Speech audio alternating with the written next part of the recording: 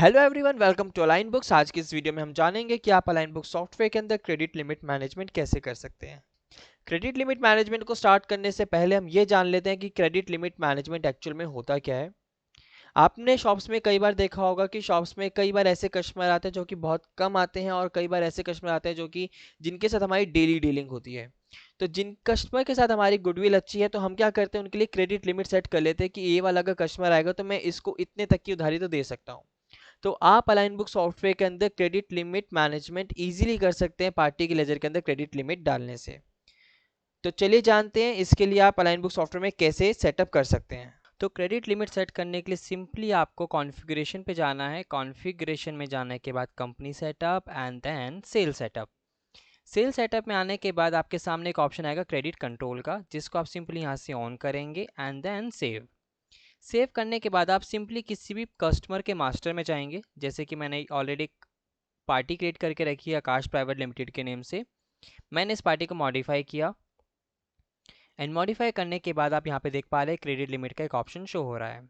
तो मैंने इस वाली पार्टी के लिए 50,000 की एक लिमिट दे दी।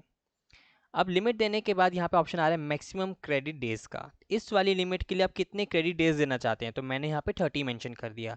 मींस कि 50,000 के लिए मैंने 30 डेज तक का टाइम दिया आपको कि जो आपने 50,000 का मेरे से सामान दिया, परचेज किया है, 30 दिन के अंदर अंदर आप मेरे को उसके पैसे दे सकते हो वापस।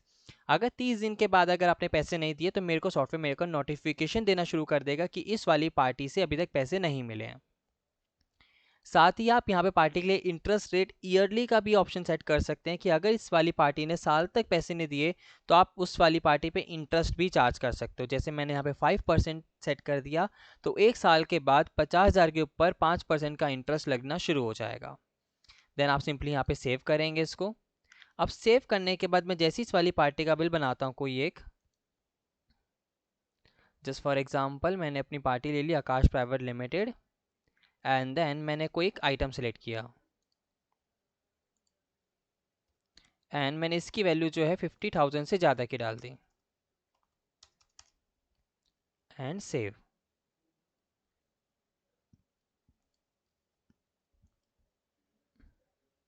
तो आप यहाँ पे देख पा रहे हैं credit limit 50,000 and credit limit use for the party amount can not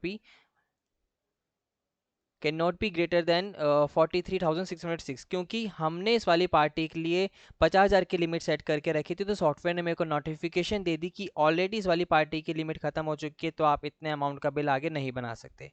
तो सॉफ्टवेयर आपको इस तरीके की नोटिफिकेशन देना शुरू कर देगा। साथ ही अगर आप पार्टी के डेज बढ़ाना चाहते हैं कि मैं इसके ड्यू डेज बढ़ा दूं, तो अभी आप यहाँ पे देख पा रहे हैं 8/9 की डेट आ रही है ड्यू डेट में। अगर मैं पेमेंट टर्म में जाके कोई एक टर्म क्रिएट कर देता हूँ, लेट्स से मैंने क्रेडिट ड्यू डेज के नाम से मैंने एक पेमेंट टर्म क्रिएट कर रहा हूँ जिसमें फिक्स डे सेट करूँगा। फिक्स डेज में क्या रहेगा, आप अपने अकॉर्डिंगली डे सेट कर सकते हैं, लाइक 30, 40, 50, 60 आप अपने अकॉर्डिंगली क्रिएट कर सकते हैं। और अगर आप ये नहीं करना चाहते हैं तो आप पेमेंट साइकिल पे जा सकते हैं, जिसके अंदर आपको वीकली और मंथली के ऑप्शन मिल जाएंगे। अगर मैं वीकली करता हूँ तो मैं वीकली पेमेंट टर्म्स मेरे अपडेट हो जाएंगे। तो मैं इसको फिक्स डे में करता हूँ 30 डेज़ में। तो मैंने इसको सेव किया एंड देन मैंने इसको क्रेडिट ड्यू डेज पे क्लिक कर दिया। तो आप देख पा रहे 30 डेज़ मेरे यहाँ पे एक्सीड कर दिया। मेरा 8/9 आ रहा था, अब 8/10 हो चुका है। अगर मैंने वीकली करा होता तो 8/9 से मेरे एक हफ्ता और आगे बढ़ा देता मेरे ड्यू डेज को।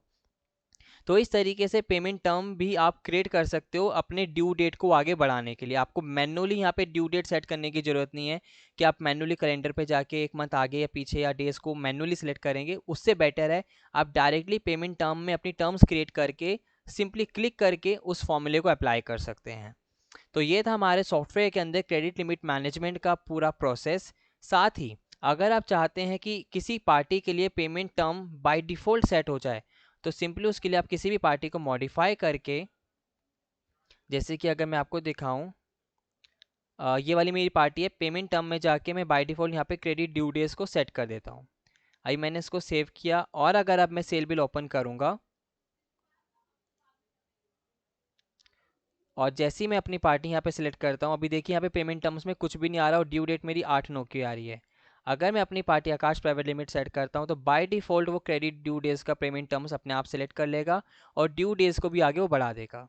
तो ये एक ईजीएस्ट प्रोसेस हो जाता है आपके लिए ड्यू डेज को सेट करने के लिए। होप ये प्रोसेस आपको अच्छा लगा होगा और समझ में आया होगा। Thank you so much for watching. Have a nice day.